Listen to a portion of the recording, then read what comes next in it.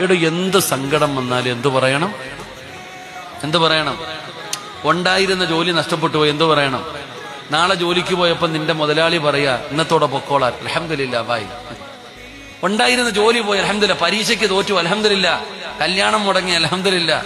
ഉണ്ടായിരുന്ന കച്ചവടം നഷ്ടപ്പെട്ടു പോയി, ബിസിനസ്സിൽ ലാഭം പോയി, എന്തു വന്നാലും അൽഹംദുലില്ലാ. അള്ളാഹു പറയാൻ ഭാഗ്യം തരുമാറാകട്ടെ. നിങ്ങൾക്ക് തോന്നുന്നുണ്ട് എനിക്കിത്തിരി ഓളം ഉണ്ടെന്നില്ലേ? ആരെങ്കിലും ഉള്ള ജോലി നഷ്ടപ്പെട്ടു പോയാൽ അൽഹംദുലില്ലാ പറയോ? പരീക്ഷ എഴുതിയിട്ട് റിസൾട്ട് നോക്കി തോറ്റുപോയി, അൽഹംദുലില്ലാ പറയോ? ക്യാൻസറിന്റെ ടെസ്റ്റിന് അയച്ചു, അൽഹംദുലില്ലാ ക്യാൻസർ വന്നു, ഡോക്ടർ പറഞ്ഞു ക്യാൻസർ ഉണ്ടെന്ന്, അൽഹംദുലില്ലാ പറയോ? പറയാൻ കഴിയണം. അള്ളാഹു ഭാഗ്യം തരുമാറാകട്ടെ. അങ്ങനെ പറയണമെങ്കിൽ ഒരേ ഒരു ഹദീസ് ഓർത്താൽ മതി. ഒരേ ഒരു ഹദീസ് ഓർത്താൽ എന്ത് സങ്കടം വന്നാലും നമ്മൾ അൽഹംദുലില്ലാ പറയും. അള്ളാഹു ഭാഗ്യം തരുമാറാകട്ടെ.